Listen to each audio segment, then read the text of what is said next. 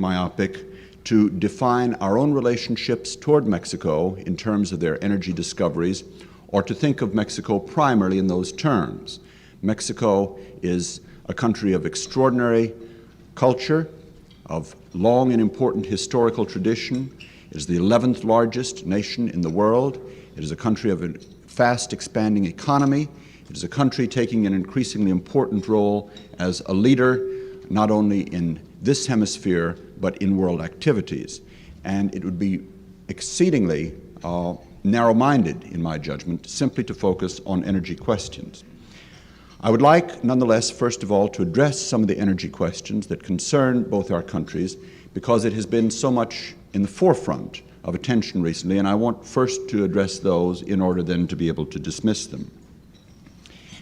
If we think simply of the size of proven oil reserves in Mexico, the proven reserves when President López Portillo took office at the end of November, beginning of December 1976, were about 10 billion barrels. Today, some 3 years later, those reserves are 50 billion barrels of proven reserves. The unproven possible reserves in Mexico are in the neighborhood of 200 billion barrels, roughly the size of the proven reserves of Saudi Arabia. Now, it's awfully hard to guess, really, at just what is underground. It's kind of like putting your hand in a dark sack in a dark room and feeling around and sort of guessing how many marbles are in the bag. You can't be certain, and no one can be certain of petroleum reserves, but whether the figures are right on target or whether they are off by the normal disparities in petroleum estimates, it is unquestionable that Mexico has some of the largest known reserves of any country in the world, and it is expected that those reserves will increase in the time ahead. I think it's significant as well that it has been under President López Portillo that a very strong movement was made toward the understanding and assessment of Mexico's energy reserves, so that that enormous energy potential might be put to use for the development of the economy of that nation for its people. Recently, of course, we in this country, we and Mexico, have negotiated a natural gas agreement, one in which the United States, beginning January 1, will begin importing 300 million cubic feet of natural gas a day, for which we will pay a starting price of $3.62 per MCF, which will mean roughly $1 million a day paid by the USA to Mexico for natural gas deliveries. This quantity of natural gas will constitute about 0.5% of what we currently use in this country, but it constitutes roughly 10% of Mexico's current natural gas production. I want to spend just a little bit of time on this natural gas agreement for several reasons. One, because it's the failure to reach a natural gas agreement some 2 years ago was a kind of symbol of misunderstanding between the two nations that I hope has now become a symbol of accord instead. But also because I believe that that initial failure to reach a natural gas agreement in 1977 was not fully and accurately portrayed in this country. There were 6 U.S. natural gas companies which dealt with Pemex, the nationally owned petroleum company in Mexico, for the purchase of a significant amount of natural gas early in 1977. In this country, any sales of natural gas, when made in interstate commerce, must be approved by what is now the Federal Energy Regulatory Commission, what was at the time the Federal Power Commission, and it is true for foreign purchases as well as for domestic that those contracts must be approved. The price at which the companies agreed with Pemex to purchase natural gas in the summer of 1977 was $2.60 per MCF. That compared at that time with prices sold in the deregulated U.S. markets of about $2.05 It compared with the top price of about $1.50 for gas sold in interstate interstate contracts, and it compared with $1.75, which the Carter administration was going to ask for as the maximum price for natural gas in this country. So some people looked at that starting figure of $2.60 and said, well, that figure is too high, and the contract was turned down by then Energy Secretary Jim Schlesinger. Now, I happen personally to have had a number of disagreements with Mr. Schlesinger when I was a congressman on national energy policy. But I want to be fair to Mr. Schlesinger, and I think it's important that the record be set indisputably straight on this matter. The starting price was $2.60, but that was not the price for a fixed contract of natural gas. Instead, that gas would have started at that price, but the price of gas was hooked to the price of number 2 fuel oil in New York Harbor. And what that means is that if that initial contract had gone through, we today would be paying $5 for natural gas brought in from Mexico, not $2.60. The contract, which we have now signed with Mexico, is for initial deliveries at $3.60 rather than something over $5. And therefore it is automatically, if the price were to stay the same, a saving to the American consumers of $150 million a year at minimum. That, I think, is important in terms of just setting the record straight.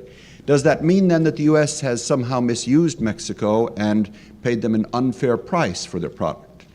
No, at this point, it is the highest price paid for natural gas anywhere in the world for onshore, on-land deliveries.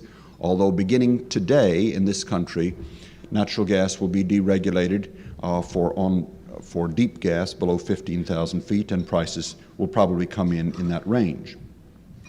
What happened when that initial contract was turned down by Secretary Schlesinger was that it became a kind of symbol of misunderstanding between the two countries. And at any time in which questions arose about international relations, there was always the reminder, well, Mexico thought it had a gas deal. The United States government turned it down in high-handed fashion. It has evoked harsh feelings in Mexico, and how will this matter be resolved? Because the U.S. is energy dependent on other nations, it's important to us that we find secure, onshore, if possible, sources for new energy for this country. There's no question of that. And if we're going to look for them, we have basically only Canada and Mexico to look to. But this particular agreement was important in a larger sense. It really was a symbolic accord between the two countries, a symbolic connection. And it will certainly be important in terms of the cash increase to the Mexican economy itself. I think for that reason that this agreement is something that will now allow other matters to proceed more easily between our two countries. And I don't think it's at all accidental that this agreement was reached within a week of the meeting between the two presidents, Lopez Portillo and Carter, in Washington on September 28th. It was important to have those two things because if the two presidents had met and there had not been a gas agreement, it's very likely that if they had announced 50 other agreements between the two nations, no one would really have noticed. They would only have come back to the question, yes, but what about natural gas? Now that is a matter that can, among other things, be set behind us. That particular agreement was important. So was the meeting between the two presidents, because Presidents Carter and Lopez Portillo have met together more often, I believe, than any other two U.S. and Mexican presidents in recent times. This was the third meeting between them since both were in office in 3 years. And it reflects, among other things, the interest in the United States in having our head of state meet on a fairly regular basis with the Mexican president as a matter of normal course of business between two world leaders, rather than simply looking for particular treaties to be announced at the point at which they may actually come together. Nations, as we know, deal a great deal in symbols and stereotypes. And if we want to reflect for a moment on what some of the symbolism involved for Mexico was in selling any natural gas to us, I think it's important to think back to the fact that when Mexico first began developing its oil reserves many years ago, it was basically U.S. and British and Dutch-owned international companies that began developing those reserves. There was then in 1938 the takeover by the Mexican government of those oil companies. And if we want to reflect on that, we should, I think, pause and realize that that is an immensely important event in the history of Mexico, the takeover of the oil industry. If one drives down the Via Reforma, more or less the main street in Mexico City, there is a gigantic fountain and statue at the lower end of a hill where it sort of meets the plain in Mexico City. This is a statue to the takeover of the oil industry. And one finds paintings and murals in Mexico to that event. It is a source of immense national pride to them. The very department that deals with oil and gas in Mexico is called the Department of Patrimony, coming ultimately from the Latin pater, for father, and it conveys the very notion of a sort of inheritance, the sort of almost paternal inheritance of the people, those oil and gas reserves, and that is the way it is viewed. Therefore, to be willing to sell some of their precious resources to another nation, to some people almost touches on selling off one's inheritance. And therefore it was a bold and courageous act by President Lopez Portillo to be willing to talk about selling these important reserves to the United States of America. When the agreement was struck, it was an agreement that this would be, and Mexico specified this in every instance, surplus associated natural gas, surplus to the country's own needs. I've mentioned symbols, and we in this country, particularly if one is born near San Antonio, Texas, as I was, think of symbols like the Alamo, very important to Texans who grow up in terms of Texas history. It's perhaps equally important for those of us, whether we live in Texas or California or New Mexico or Arizona, to remember that the ground that we occupy was once ground, by and large, that was once part of Mexico. That is very, very strongly still in their historical consciousness. And if the Alamo has one symbolic meaning to people in the USA and Texas, it very likely has another in Mexico. If boys grow up in this country singing the Marine hymn from the halls of Montezuma to the shores of Tripoli, remember that the halls of Montezuma are their halls of Montezuma. And when they think about the halls of Montezuma, they have a very different set of feelings from what the robust patriotic pride of that particular song might call up to us. It was their young men, boys really, at a military academy, in some cases aged 14 and 15, who gave their lives, that is still very, very strongly in their historical consciousness. It obviously is important that we have some historical sense then when we deal with Mexico about that relationship. Oftentimes in nations as well as in communities, we give a lot of attention to people who live across town or across the state, and perhaps very little attention to our immediate next door neighbor. We sort of tend to take them for granted. Mexico, of course, has been our immediate neighbor throughout time. And it is high time now that we give this immediate neighbor our immediate, close, and courteous attention and show some of the same kind of atmosphere of hospitality that the Mexican people themselves are so extremely capable of showing. We need only reflect on some of the headlines of the last few weeks, the problems in Nicaragua, the problems in El Salvador, the problems in Bolivia, or as today, the problems in Iran, to stop and reflect how fortunate we are to have a country with stable government, with democratic institutions, with many of the same commitments on our immediate border, so that we have no obligation whatsoever to think in terms of arming our borders or taking hostile actions toward that government. We cannot and should not take Mexico for granted, and It is important, I think, as we think just of the other few countries that I mentioned, to realize that in the last few months we have, in fact, had a number of positive developments in our relationships with Mexico.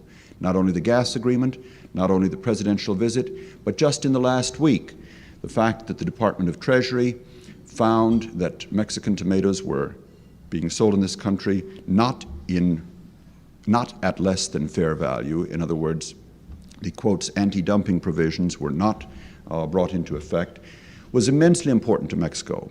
May not have been front-page news here, but tomatoes constitute the third largest export of Mexico to the USA, and therefore it was immensely important to them.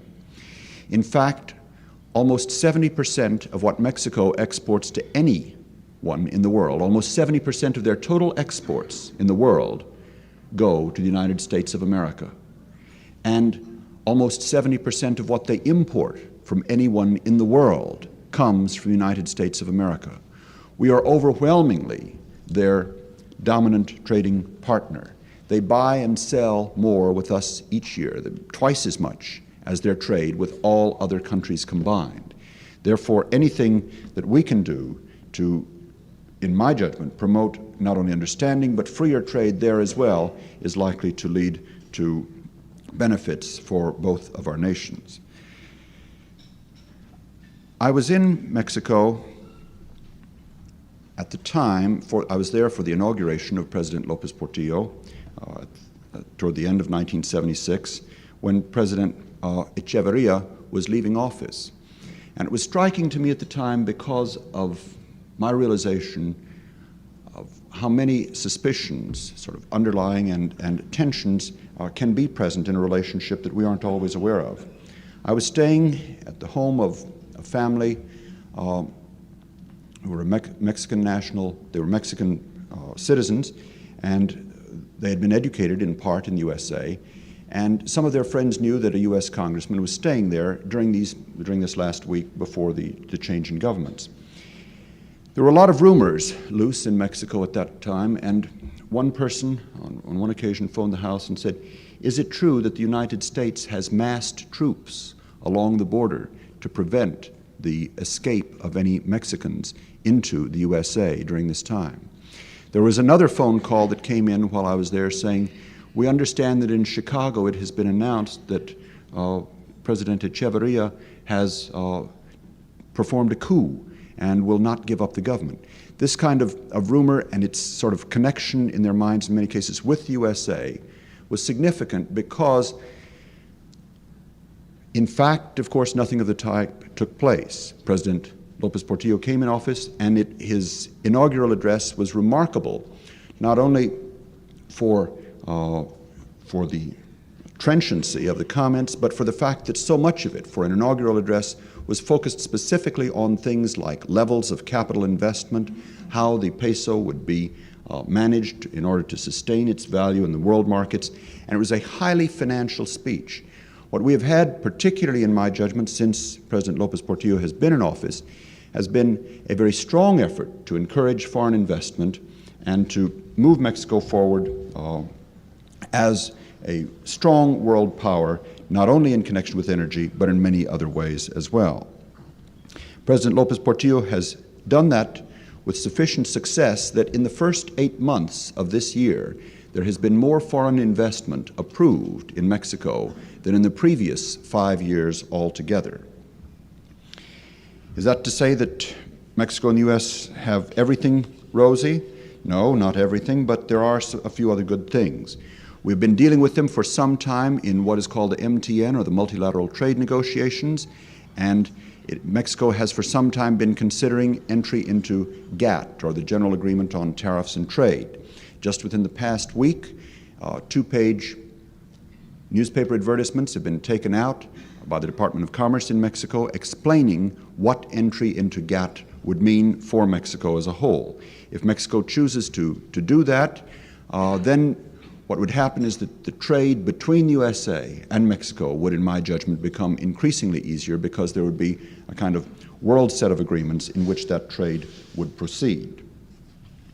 There are many other specific questions between us, questions on tuna negotiations and the adjustments that may be required there.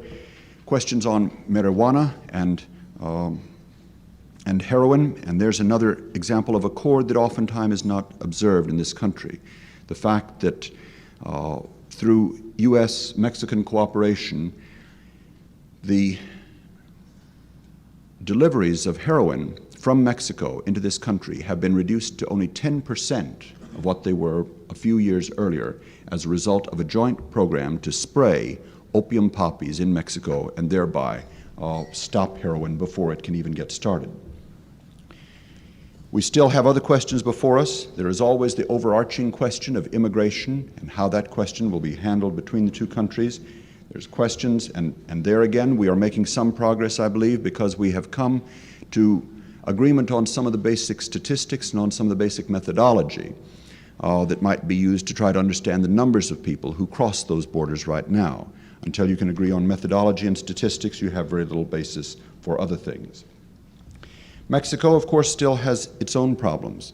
I mentioned it's the 11th largest nation in the world.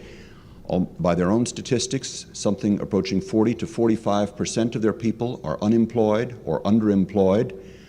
The per capita income in this country remains about 7 times as high on the average as in Mexico.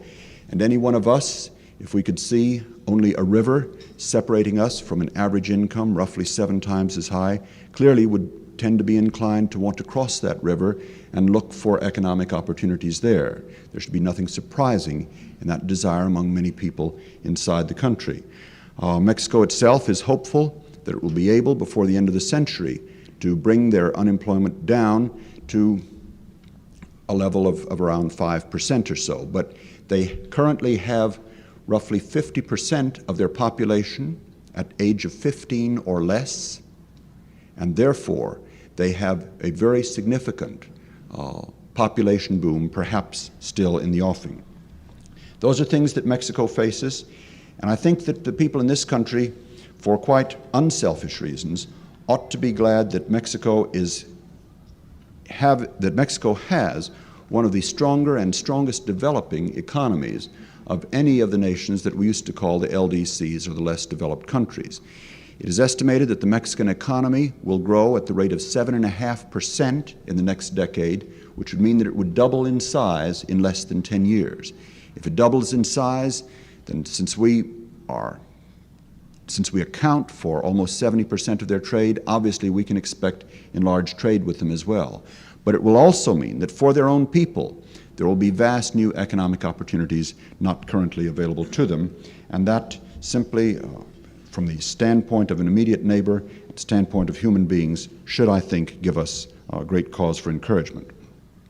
Finally, before I close, I might mention that Mexico is very important to us in yet one other dimension, and that is that we have a very significant presence in this country of people whose ancestry reaches back into Mexico itself.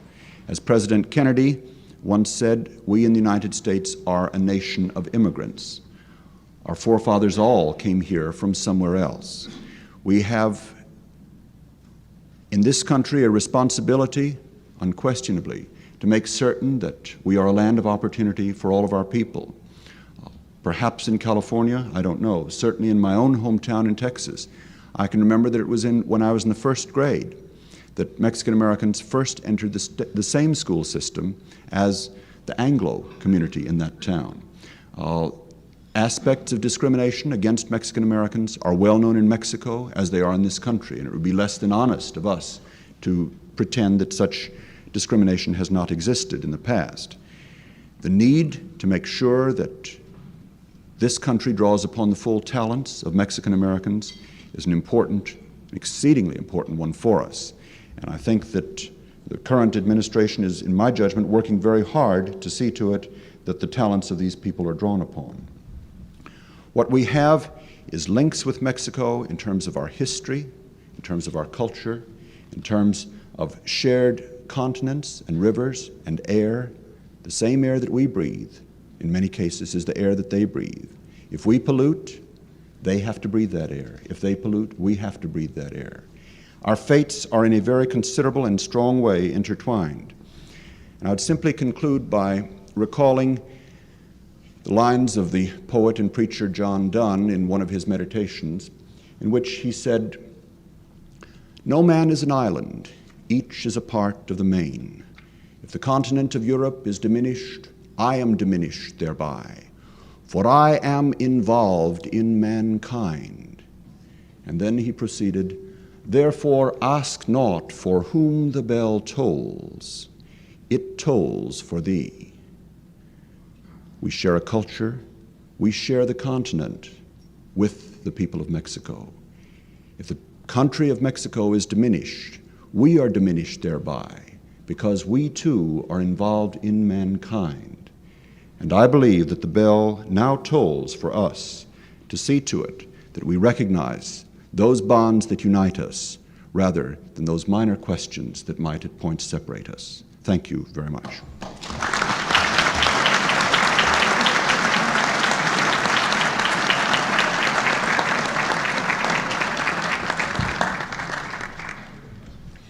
Our President, Rene Rubin, will now preside over the question and answer period.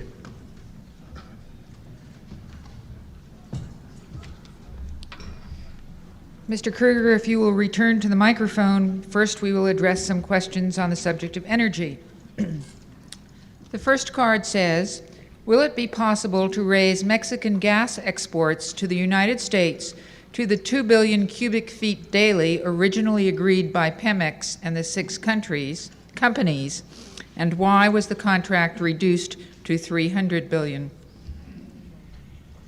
My recollection is that the initial contract was not set for 2 billion cubic feet. It was set for initial flows to begin at 800 million cubic feet, with the possibility that it might later rise to 2 billion cubic feet.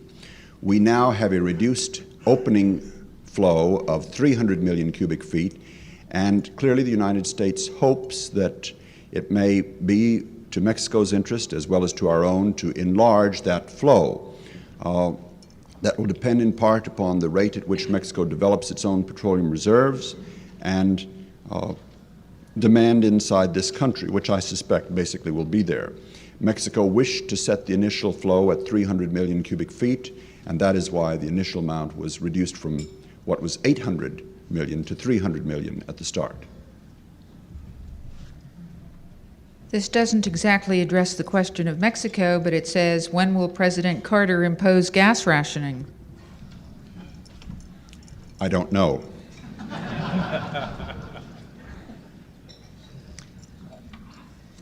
We have two sides of an environmental problem. The first question says, do you believe that Mexico's disclaiming of liability for the oil spill by equating it with U.S. Southwest water policies was logical and fair?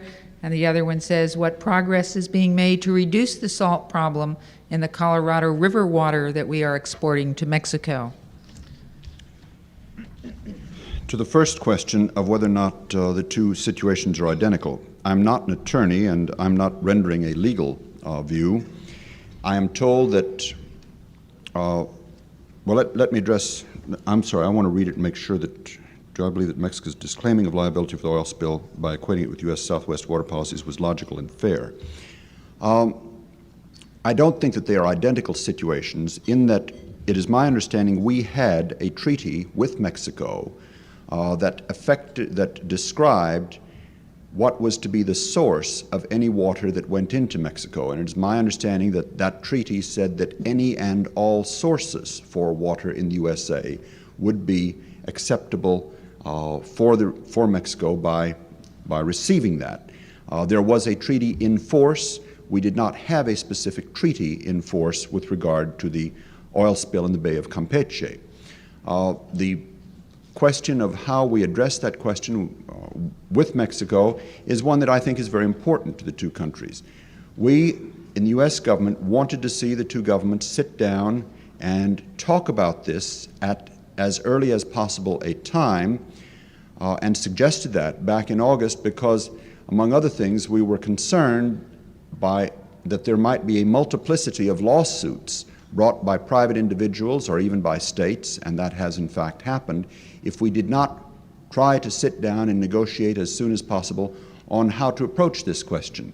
The Mexican government at that time did not agree to sit down with us. The question was raised again between the two presidents, and we remain hopeful that the two governments may be able to sit down and discuss a number of environmental questions. If Mexico has environmental concerns, then we, if we want to be good neighbors, obviously ought to consider those questions with Mexico, just as we hope that they would consider them with us. We did present, I'm told, in April of 1978, the text of a document which we proposed might address questions of any possible future oil spills, and have not, to this time, had a response from Mexico as to how this question might be addressed between us. We do have such an agreement, for example, with Canada, and have had for several years.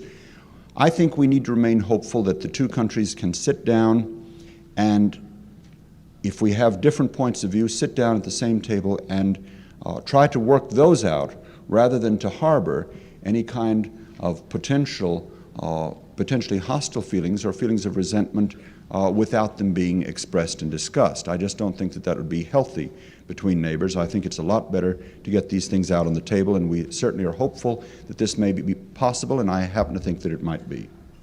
Now, the question was, what progress is being made to resolve the salt problem in the Colorado River water that we're exporting to Mexico? I've only been in this job 3 months, but so I must rely on information given me by others rather than my own experience, but I am told that the quality of water in the Colorado being sent into Mexico is and has been, ever since former Attorney General Brownell agreed to a treaty, I think in the early 1970s, with Mexico, the quality of water has been as good as or better than required by the treaty, and therefore there is no, as such, saline water now being sent into Mexico in the Colorado. Mexico had hoped and expected that we would construct a desalination plant in Arizona, which has not been constructed this far, but the quality of water itself has in fact been better than that required in the treaty.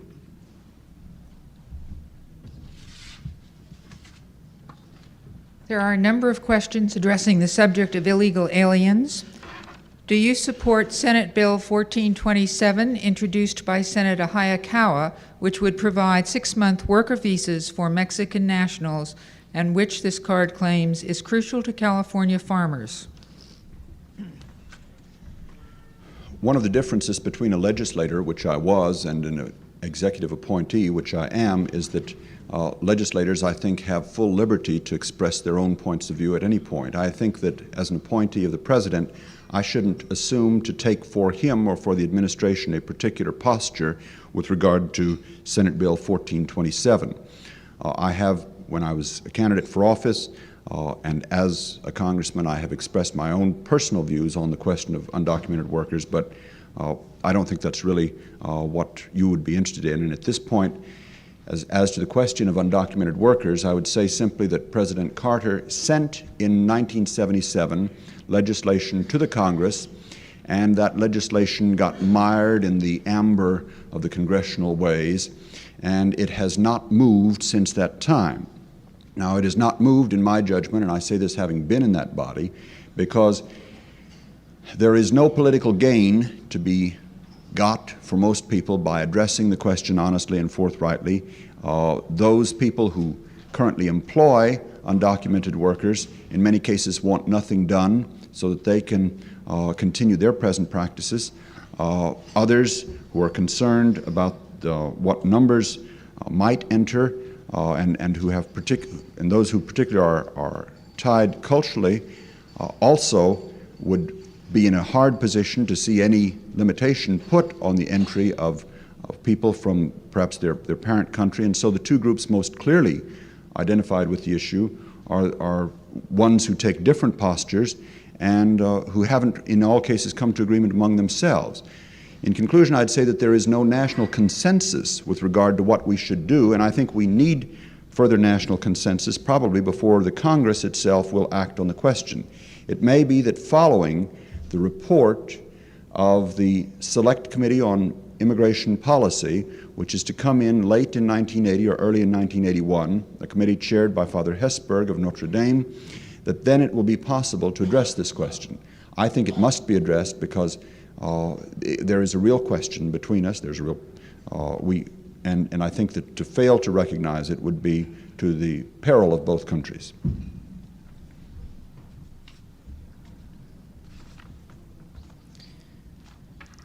There are a number of questions on why we now have 2 ambassadors to Mexico. Would you please outline how your position and responsibility differ from Ambassador Lucy's?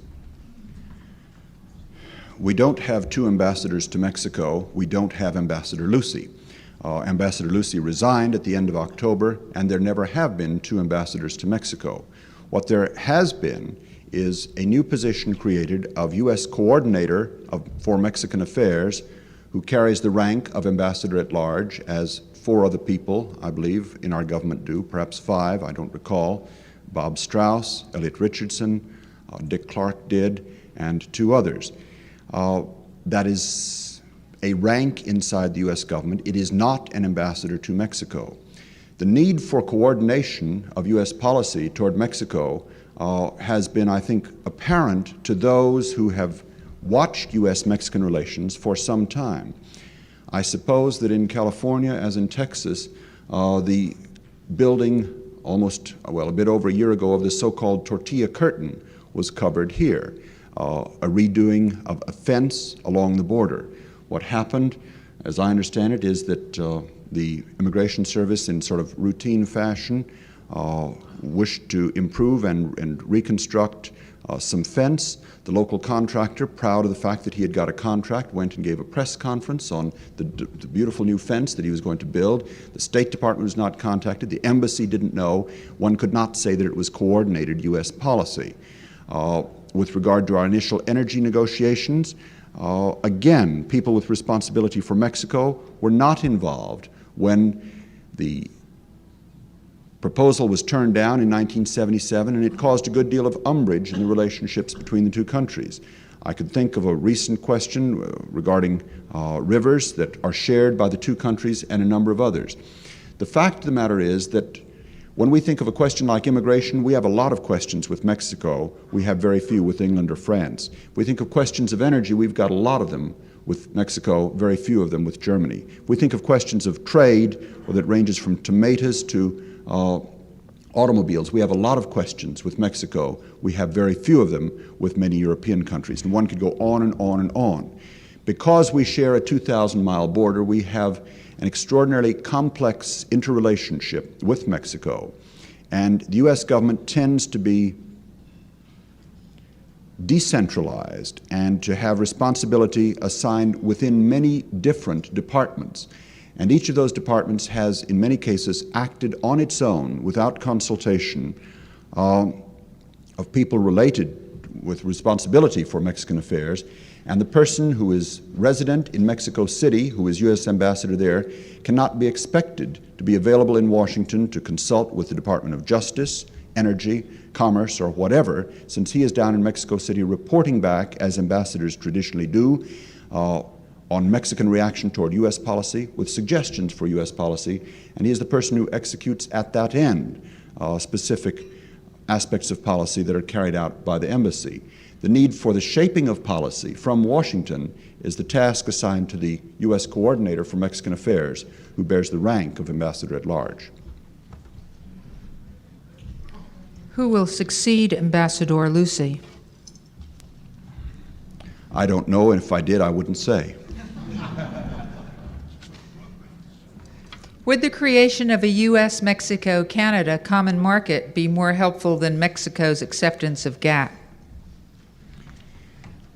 The question of a U.S.-Canadian-Mexican common market is one that finds easy political currency in this country and that shows, in my judgment, a shallow perception of our relations with other countries. When we talk about U.S.-Mexican-Canadian common market, we talk about something attractive to the USA, and it's attractive, perhaps in political terms, to talk about it.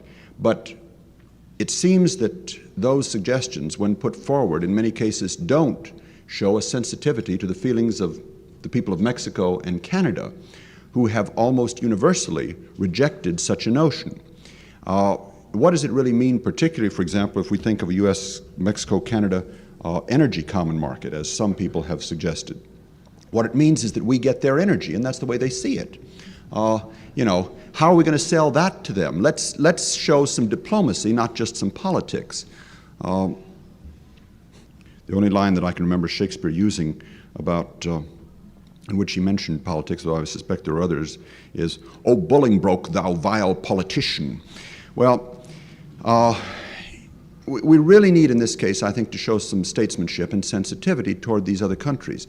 I think that we can work and will work toward expansion of trade with both Mexico and Canada, but we need to take this at a pace with which they are comfortable. And to talk to Mexico today about a common market when our per capita income is 7 times as high as theirs, when they have had a far more protected economy and far more protected industries than we have had, is to fly in the face of their sensitivities. To talk about it to Canada, when we so overwhelmingly outnumber them, and when so much of the industry in both countries has in many cases U.S. parent companies for ownership, I think again shows insensitivity. Yes, I think over time we can increasingly work for freer trade, and there may be a lot of opportunities, but these things need to be taken at a pace with which all partners are comfortable. And I don't think it is beneficial for our relations with those countries to toss about terms lightly without in advance contacting the people inside those countries and getting their sensitivity about them. The Honorable Robert Kruegar, Ambassador at Large and Coordinator, U.S.-Mexico Affairs. We have time for just one more question. And when that question has been asked and answered, this meeting will stand adjourned. Before asking it, however, I would like to thank you on behalf of the members of the Commonwealth Club of California who are gathered today in the Ralston Room of the Sheraton Palace Hotel in San Francisco for your very articulate reflections on the status of United States-Mexico relations, and to the 14,000 members of the Commonwealth Club who will read your remarks reported in our weekly Commonwealth, and to those who will hear your remarks broadcast over our 120 radio outlets. The last question: are the current difficulties with Mexico in part a reflection of the personalities of our respective presidents, President Carter and President Lopez Portillo? There is always a tendency to view foreign relations in terms of relationships of personalities rather than countries. It's easier to get a hold on one or two personalities than it is on the complex makeup of two nations. But I would first of all report to you a comment made to me by one Mexican official who had been present, he said, for 10 meetings between presidents of our two nations. He said that in his judgment, the last 2 meetings, and he said last 2, between the 2 presidents were the most amicable, I repeat, of any relationships between presidents of any of the meetings which he had attended. I was present only for the last of those, but I felt that it was a cordial meeting between the 2 presidents. I thought that there was good common understanding. I think that we have the basis for a good, long-standing relationship between the 2 countries, and would observe that Mrs. Carter daily takes Spanish lessons because she is that interested in U.S.-Mexican relationships. We are in a process, I would say, in conclusion, in which we have a changing relationship in our attitudes toward Mexico, and there are some growing pains in that relationship. But it is certainly to the benefit of an individual, I have always found, to have strong friends. And in the same way, it is important, I think, that we have, among nations, strong friends when we can. Mexico is increasingly growing stronger. There will be some pains of growth in the relationship as it shifts, but I think what we ought to want is a positive, mature, open, respectful relationship between the 2 countries, recognizing that each will have its own self-interest and that those will not always be in parallel, but that we have more uniting us than separating us, and I believe that that will carry on among the two nations, as I believe it will among the two presidents. There is an old Spanish proverb, lo que se aprende en la cuna siempre dura. What we learn in the cradle lasts forever.